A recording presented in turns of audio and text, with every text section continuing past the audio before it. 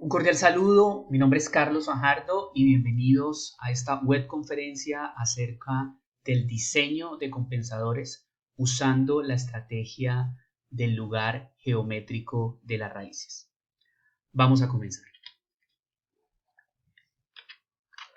El ejercicio nos pide de diseñar un compensador utilizando el método del lugar geométrico de las raíces, de tal forma que esta planta, que está representada por esta ecuación, en lazo cerrado, frente a una aplicación de una entrada de escalón unitario de magnitud 10, se desempeñe con un porcentaje de sobrepasamiento no mayor al 20%, un tiempo de establecimiento menor a 3 segundos y un error estado estable menor al 1%. Vamos a dividir esta webconferencia en tres partes. Lo primero es, vamos a tratar de comprender la pregunta. Es decir, vamos a tratar de responder la pregunta ¿qué es G? ¿Qué es lazo abierto? ¿Qué es lazo cerrado? ¿Qué es tiempo de establecimiento? Y todas las cosas que nos están pidiendo, digamos, en esta pregunta. Lo segundo es que vamos a mirar qué es el lugar geométrico de las raíces. Y la parte final, vamos a mirar cómo se diseña un compensador utilizando el método del lugar de las raíces. Bien. Para comprender la pregunta, supongamos que tenemos nuestra tarea es controlar ese circuito RLC. Queremos ver cómo controlamos el voltaje de salida. Supongamos que este voltaje de salida aquí en este compensador va a manejar un transductor capacitivo, un capacitor, para algo, un robot, lo que queramos. Es un ejemplo didáctico, bien, y lo hice sencillo para poder entenderlo bien. Entonces hay algunas variables importantes en la terminología de control que es importante. La variable a controlar en este caso es este voltaje en el condensador. La planta o el sistema es todo el circuito, es todo esto, o sea, la fuente de voltaje, la resistencia, el inductor, el capacitor, pudiera ser una fuente de voltaje y un motor o un robot o lo que queramos. Eso es todo el sistema eléctrico o hidráulico, es la planta, lo que queremos controlar. La señal de referencia es el valor de voltaje deseado, es decir, nosotros controlamos este sistema porque queremos poner aquí un voltaje deseado. Digamos, en algún momento queremos que la salida aquí sea 0.5 voltios, después queremos que sea 1.5 voltios por 2 segundos, después queremos que baje a 0.5 por 8 segundos, después que vaya a 3 voltios. Ese es el valor de referencia. El valor de referencia es el voltaje que deseamos tener aquí en la salida y por tanto es el que deseamos controlar. El sensor en este caso es un multímetro con el que vamos a estar midiendo si el voltaje realmente es el que queremos. El actuador en este caso es la fuente de entrada porque lo que nos va a subir o bajar este voltaje que queremos controlar, pues es el voltaje aquí en la entrada. Supongamos que este voltaje lo podemos variar con un potenciómetro, podemos decir cuánto va acá. Y sabemos que por leyes de circuitos, pues el voltaje que está aquí no es el mismo que está aquí y digamos que todo eso hace parte del robot o del sistema hidráulico, ¿cierto? Entonces no podemos eliminar estas partes, por lo tanto la entrada aquí no es la misma acá, luego tenemos que mirar cómo controlar esto apropiadamente para que, o mover esto adecuadamente para que el voltaje que queremos controlar sea el que deseamos. Bien, entonces, ¿cómo se procede, digamos, a la hora que yo quiera hacer un control y diseñarlo? ¿Qué es lo que hacemos en este curso? Entonces, lo primero que tenemos que hacer es conocer el modelo matemático de mi planta o de mi sistema. Nosotros sabemos que, por teoría de circuitos, que el voltaje en la resistencia es la resistencia por la corriente, que el voltaje en el inductor es el inductor por la derivada de la corriente con respecto al tiempo y que el voltaje en este capacitor es 1 sobre C por la integral con respecto al tiempo de la corriente, ¿cierto? Y aplicando una malla aquí de ley de voltajes de Kirchhoff, donde el voltaje que entra debe ser igual al voltaje que sale, pues tenemos esta ecuación. El voltaje de entrada es este y el voltaje de salida son los otros tres voltajes. Entonces nosotros pudiéramos resolver este sistema en el tiempo, pero si nos fijamos, esta es una ecuación íntegro diferencial, o tiene integrales y tiene derivadas, y eso complica un poco el asunto. Entonces lo que se hace usualmente, especialmente en la teoría de control y bueno, de manera general para resolver sistemas íntegro-diferenciales, es utilizar una técnica matemática que se llama la transformada de Laplace. Algunos de ustedes ya la habrán visto, otros no.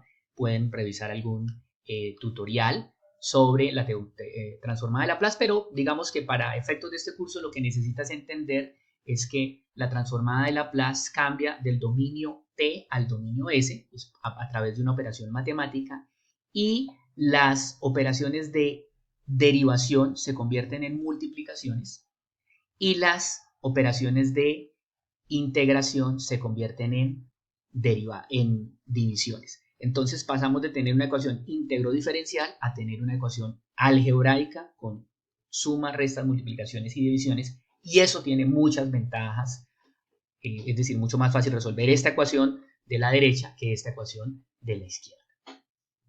Entonces, lo que podemos hacer aquí es cuadrar y decir que el voltaje de entrada es igual al voltaje en la resistencia más el voltaje en el inductor más el voltaje en el capacitor que nos interesa. Y sabemos que el voltaje en el capacitor pues es 1 sobre SC por la corriente. Haciendo un poquito aquí de álgebra, podemos llegar a la conclusión que la salida sobre la entrada es igual a esta operación que aparece acá. Y eso precisamente es lo que conocemos como el G de la planta.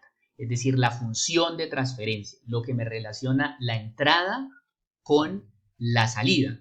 Es decir, que si yo quiero saber la salida, el voltaje que me interesa, simplemente multiplico la función de transferencia de la planta por el voltaje de entrada. Todo esto es válido en el dominio S, o sea, en el dominio de la frecuencia. Ahora, fijémonos que G, ¿de qué depende? G depende de la física del circuito, del valor del inductor, del capacitor, de la resistencia y del inductor, de esos tres elementos. Es decir, los elementos físicos del sistema me van a determinar el sistema. Generalmente, uno convierte esto en un K, que es el valor de la constante o la ganancia, se llama esto, y factoriza el denominador y encuentra los valores que hacen que esto sea cero. Estos se conocen como los polos del sistema. Y fíjense otra vez, esos polos del sistema van a estar determinados pues por el valor de R, de L y de C, o sea, por la física del diseño como tal. Es decir, esto que está aquí es igual a esto, solo que aquí tengo el denominador factorizado. Vamos a ver que es importante factorizarlo porque estos polos del sistema son muy importantes, como lo vamos a ver. Pero quiero que no olvide que estos polos dependen del valor de esta resistencia, de este inductor y de este capacitor. Y en el caso tal, digamos, de otro sistema, de una planta hidráulica, no se dependerá del flujo del agua, de las dimensiones de los tubos, de la resistencia de los materiales, etc.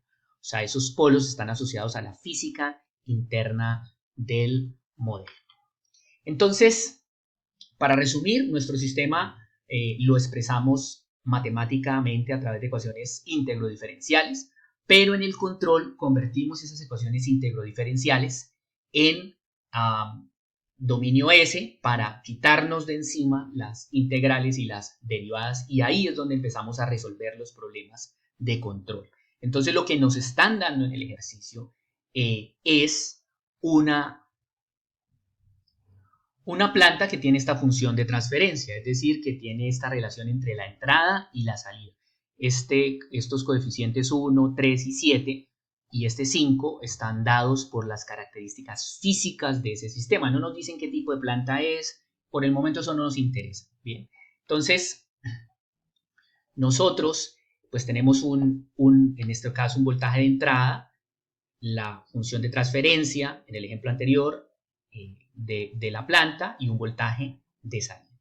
Hay dos configuraciones importantes a la hora de hacer un sistema de control. Entonces aquí tenemos el voltaje de entrada, I por in en inglés y O por output en inglés. Y este control pues simplemente es enlazo abierto, donde yo pues miro qué voltajes le doy acá. Digamos, es posible pensar en un sistema de control en enlazo abierto y yo le doy un voltaje de entrada acá y estoy observando los voltajes de salida acá y mantengo no es el mismo, no es directamente el mismo, pero este voltaje de referencia es el que yo quiero que aparezca acá, ¿cierto? Es el deseado. Entonces, pero sin embargo aquí no estoy retroalimentando ni midiendo nada y esto lo puede convertir en inestable. Entonces hay uno más apropiado que es el voltaje, el sistema de control en lazo cerrado, donde yo retroalimento y yo estoy mirando, por ejemplo, con un sensor, cuánto es el voltaje, y a medida de ese voltaje con el voltaje de referencia, creo aquí una diferencia. Con eso controlo, es decir, aquí se genera un error entre el voltaje de salida y el voltaje deseado, y con respecto a ese error, yo es que controlo mi planta, ¿cierto? Digamos que cuando no hay error, pues no hago ningún efecto, porque aquí me da 0, pero cuando hay error, pues muevo, digamos, los valores para poder controlar mi planta adecuadamente. Entonces esto es lazo cerrado, es una configuración más estable porque, como les digo, me permite estar siguiendo un voltaje de referencia deseado y comparándolo con la salida actual. Cuando yo aplico una entrada escalón, que es lo que dice el ejercicio, básicamente le estoy encendiendo este voltaje de entrada. Es decir, paso de que lo que quiero a la salida es 0, o sea, el voltaje de referencia es 0, entonces 0, a que pase a un valor determinado. Puede ser 1 o 10, cualquier valor, digamos, el efecto es lo mismo. ¿Y por qué se hace esta prueba? Porque se ha comprobado que cuando yo hago este cambio brusco, ese cambio brusco, si la planta logra ser estable ante este cambio, digamos que es el más brusco, la planta, digamos, ante otras entradas va a ser estable también. O sea, la estoy probando con un cambio fuerte y revisando qué tan estable es mi planta. Eso lo hago básicamente con step head. Entonces, cuando yo tengo mi función de transferencia almacenada como G, y en MATLAB hago step head, lo que estoy haciendo es probando esa planta con respecto, esa planta representada en la función de transferencia G con una entrada escalón. Entonces, ella me va a obtener esta respuesta. Y de esa respuesta me interesan estos 4 valores, aunque en el ejercicio solo me están pidiendo el sobrepico, el tiempo de establecimiento y el error en estado estable. Los 3 primeros se conocen como respuesta transitoria. El sobrepico, el tiempo de establecimiento, y este es el tiempo rise time, se llama, el tiempo como de levante. Y me dicen, digamos, esto es un transitorio. Si ustedes se fijan, esta respuesta desaparece y al final ella queda estable. Y este valor es qué tanto error tengo al final. Este error es qué tanto es el error. En este caso, cuando di step, yo dije que quería que a la salida hubiese un 1, es decir, estoy poniendo un 1 aquí en la entrada, ¿cierto? Lo que yo espero es que el error aquí sea 0, o sea, que a la salida tenga un 1, pero estoy teniendo 0,556, o sea que estoy teniendo 0,45 de error, el 45% del error, y lo que me pide es que el error sea menor al 1%, o sea, aquí debería aparecer un 0,99 para que no tuviese un error grande. Fijémonos que aquí en este caso el tiempo de establecimiento es menor a 4 segundos, creo que nos pedían menor a 2 segundos. El sobrepico, bueno, no aparece aquí, habría que medirlo. Y eso lo podemos, digamos, hacer en MATLAB y ya se los voy a mostrar. Ya les muestro un ejemplo en MATLAB, pero permítanme decirles algo acá. Las raíces del denominador de la función de transferencia reciben el nombre de polos del sistema, como ya les había dicho, y esas raíces, las raíces del numerador se conocen como ceros del sistema. Las raíces del numerador se conocen como ceros y las del denominador se conocen como polos. Algo importante es que los polos del sistema determinan la estabilidad del sistema. Es decir, si yo hallo la transformada de Laplace, encuentro la transformada de Laplace de la relación entre la entrada y la salida y calculo los polos, revisando esos polos yo puedo saber si el sistema es estable, ¿cierto? Si no se va digamos, a desbordar. Y también esos polos me determinan el sobrepico y la rapidez, es decir, el sobrepico, qué tanto porcentaje de sobrepaso hay acá. Eso es importante porque imaginemos que estamos controlando un robot que hace operaciones oculares. Entonces, si yo quiero hacer un movimiento, pues tengo que cambiar el voltaje de entrada, supongamos. y este voltaje de entrada, cuando yo le hago un cambio, todos los sistemas van a responder con este transitorio. Si este sobrepico es muy grande, puede hacer que el robot genere un movimiento brusco y está haciendo una operación en un ojo, eso puede ser grave, ¿cierto? O estos sobrepicos, por ejemplo, pueden generar en un motor una corriente muy alta y hace que se caigan los tacos de la planta, por ejemplo. Entonces, a veces tenemos que limitar esto, ¿no? Entonces, esos polos del sistema también me determinan qué tan grande va a ser esto y qué tan rápido la salida va a alcanzar un valor estable, ese es el tiempo de establecimiento, qué tan rápido va a alcanzar un valor, digamos, cercano al valor estable, porque me interesa, porque este es el airbag de un carro, ¿no? Entonces me interesa que sea rápido, es decir, que cuando llega al valor final es cuando el airbag se abre. Entonces a mí me interesa que este tiempo quizás sea de milisegundos, por ejemplo, o sea, que sea muy rápido el sistema. Entonces, esos polos me determinan esas tres cosas, ¿ok? Y también los ceros del sistema me ayudan a controlar, como vamos a ver, el error en estado estable. Y vuelvo y repito, todos estos polos, estos ceros, no son otra cosa que los valores de la resistencia del capacitor del inductor. Entonces, si yo quiero modificar estos valores, lo que voy a tener que hacer es modificar los valores de la resistencia del capacitor y el inductor para que estos tiempos sean acordes a lo que yo quiero. Es decir, necesito modificar el sistema. Vamos a mirar eso en MATLAB un poquito. Entonces, supongamos que yo tengo aquí un sistema cuya K es 5, como la que aparece en el ejercicio.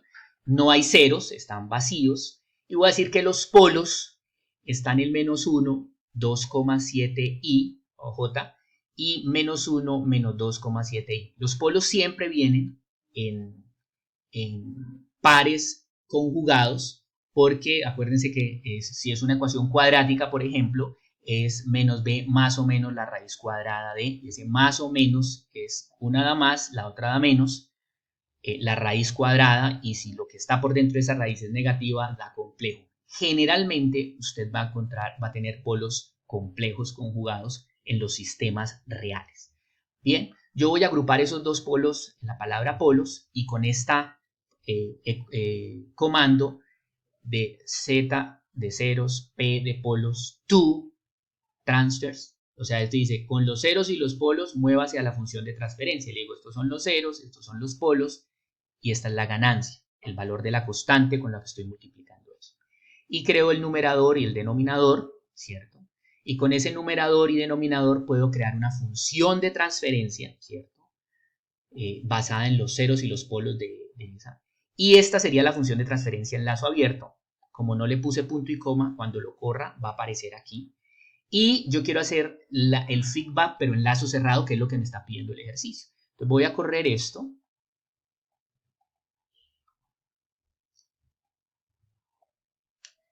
Bueno, y me dice que la función de transferencia es 5, tal como le dije, que no hay ceros, ¿cierto? No hay ceros porque lo dije vacío. Y que si usted resuelve esta ecuación cuadrática, y lo puede hacer con una calculadora, se va a dar cuenta que los valores de S que es en cero, esta ecuación cuadrática, son estos que aparecen acá. Y la respuesta de transferencia es esa. Entonces yo puedo a esa respuesta de transferencia mirarle las características. Por ejemplo, mirar el sobreemplazamiento.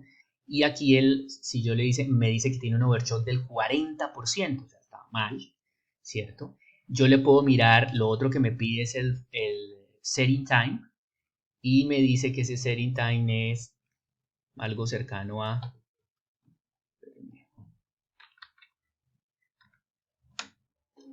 3,81 segundos, ¿cierto? Y también puedo mirar el error en estado estable, y me dice que es 0,37. Y yo quiero que esto sea 1, sea 99, porque el error debe ser menor al 1%. Entonces está mal, ¿cierto? Pero no, ahora vamos a mirar cómo lo arreglamos. Pero yo quiero mostrarles es qué pasa si yo modifico esos polos. ¿Qué pasa, por ejemplo, si yo pongo acá menos 2 y menos 2? Si cambio los polos, vamos a darnos cuenta que todo cambia, ¿cierto? Entonces, mire, la función de transferencia cambió y la respuesta también cambió, el overshot es menor, mire que se hizo mucho más rápido, por ejemplo, si miramos el setting time, ya con ese nuevos polos, el setting time se ajustó, pero fijémonos que el error en estado estable empeoró, ¿cierto? Disminuyó un poquito, está más grande, entonces ahora pongámosle un 0, por ejemplo, en 3, el menos 3. Si le pongo un 0 en 3, va a quedar, por ejemplo, si yo le pongo un 0 en 0.5 positivo y lo corro, mire que tiene un comportamiento bien extraño, se vuelve negativo. Esto no es lo que yo quiero hacer, entonces vamos a ponerle, por ejemplo, pasa si le pongo un polo en un 0 en menos 2. Entonces fijémonos cómo la función de transferencia ya aquí aparece y mire que con menos 2 el numerador se vuelve 0, ¿cierto? Y fíjese un efecto interesante acá y es que la respuesta en estado estable mejoró. Los ceros ayudan a mejorar la respuesta en estado estable, ¿cierto? Se los había mencionado anteriormente. Los ceros ayudan a mejorar la respuesta en estado estable. Si yo quiero mejorar la respuesta en estado estable, debo agregar ceros. Nuevamente, agregar ceros es modificar la planta cambiando los valores de los capacitores o agregando otros capacitores que, digamos, me generen esos ceros. Todo lo que yo mueva aquí, pues matemáticamente es fácil, pero llevarlo a la planta es bastante difícil. En el siguiente video vamos a ver qué pasa si yo no puedo modificar esa planta. ¿Qué pasa si esa máquina es una máquina cerrada? Usted lo contratan para hacerle control a una máquina y esa máquina está cerrada, pues usted no puede meterle mano. Usted sí puede conocer la función de transferencia, de hecho los fabricantes la dan, usted la puede encontrar de forma con ensayos, pero usted no puede modificarla. Entonces ahí es donde la teoría de control entra en juego, ahí es donde los controladores entran en juego. Cómo usar un controlador externo para modificar el comportamiento o el control que yo quiero hacerle a esa planta. Entonces, eso lo vamos a ver en el siguiente video.